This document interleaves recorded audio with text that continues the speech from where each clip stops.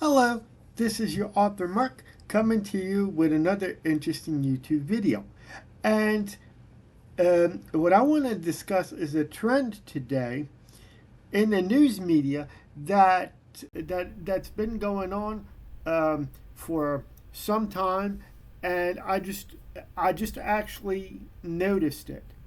And that is, for example, the coverage of the Ukraine war.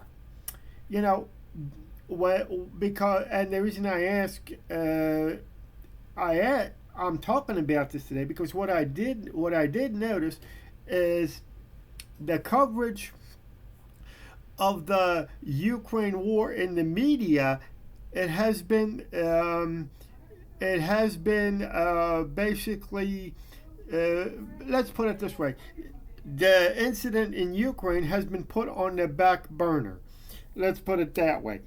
But the thing, and what I do notice is that the coverage of the Ukraine war itself, um, it's been either trimmed down, or it's in an American media. It's basically, what I do notice is that it's non-existent. Now, the second thing is, because you get a lot of these talking heads in Washington D.C. and on Fox News, Fox Business Network, and all you news networks, they're saying, oh, Vladimir Putin's no good. Vladimir Putin's this. Vladimir Putin's that.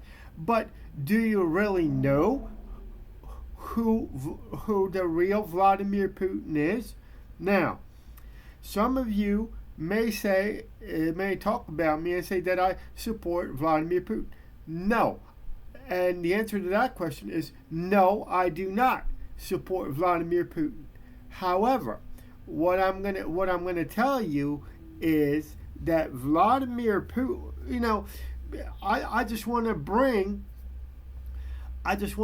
the basically the persona and his prestige, and I wanted to show you who the Vladimir Putin really is. Now,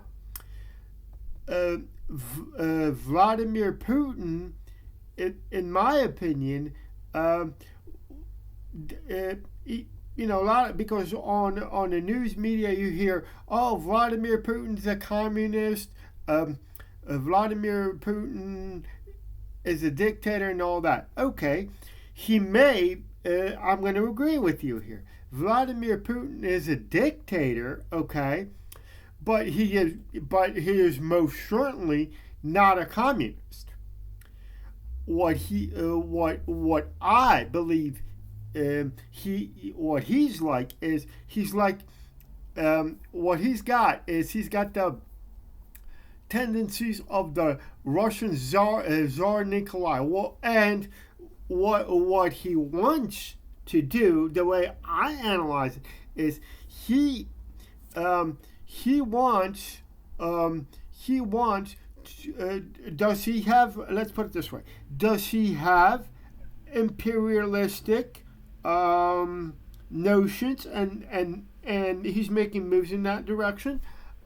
Yes, because he wants to rule Russia just like Tsar Nikolai. Like Tsar Nikolai the second back in those days. But he is most not a communist. Now, the other thing. Now, the question of Poland. Is Poland itself in trouble? Yes, because the thing is, if Vladimir, and I'm going to explain in this video why Vladimir Putin, why Poland's in trouble because of Vladimir Putin. Excuse me. Okay. Poland is in big trouble is because unfortunately, Poland's right on the border of Ukraine and Russia, because I mean, to be honest with you, Poland is in big trouble because they have been placed geographically in a tough neighborhood. Now, why is Poland in trouble? Because first of all, Poland does not own its own military or civilian manufacturing, because all Poland used to have, like I mentioned in many of my videos, Poland used to have its own aircraft manufacturing company. It was called WSK Mielec, but they sold it to Sikorsky Aircraft, and who knows to who else. The second thing they did wrong, they do not have, Poland does not have their own car manufacturing plants anymore. That means they cannot manufacture their own cars, because they sold their Fiat factory. They sold it first to Daewoo, and then to Mercedes, and then who knows what. So and then the other thing, what's most important here is that when Poland entered the agreement with the European Union, ladies and gentlemen, and here's the kicker.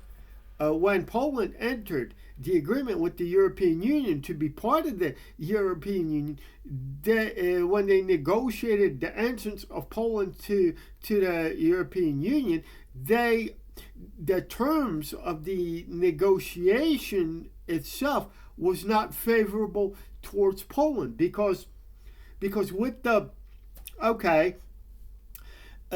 just this morning on YouTube here, I was watching an interview with Mr. Henry Bronowicki, which he was the chief test pilot for WSK Mielec, and he was part of the I-22. He was their chief test pilot for the I-22 project, which was a fighter jet that was supposed to had replaced their jet trainer of the TS-11 Iskra or TS-11 Sparkles. But what and he made a good point, because Poland wanted the F-16 so bad that it was willing to actually sacrifice that project for the F-16. Now, is this good or bad? It is great that Poland has got the F-16. It is great. I'm going to tell you that right now. It's great. But the thing is, Poland should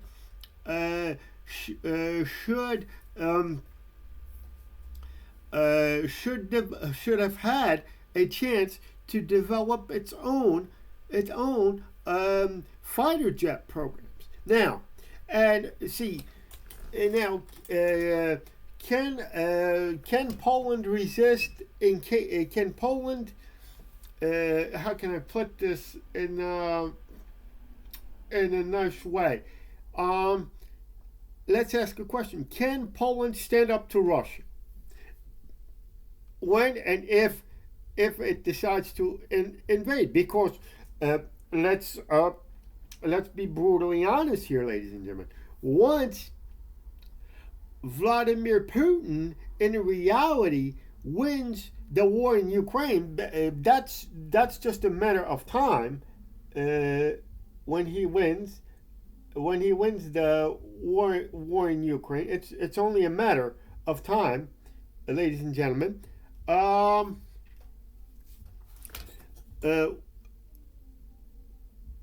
when the question is, if he wins this war in Ukraine, then what's stopping? What's going to stop him in invading Poland, ladies and gentlemen? Of course, nothing. Now, uh, should Poland engage in buying the Western military technologies to defend themselves? Absolutely. But what Poland needs in order to be more successful in this defense endeavor, and I've been thinking about this thing. What Poland needs is Poland needs the equivalent of Area 51, where Poland can buy some of the Western technologies.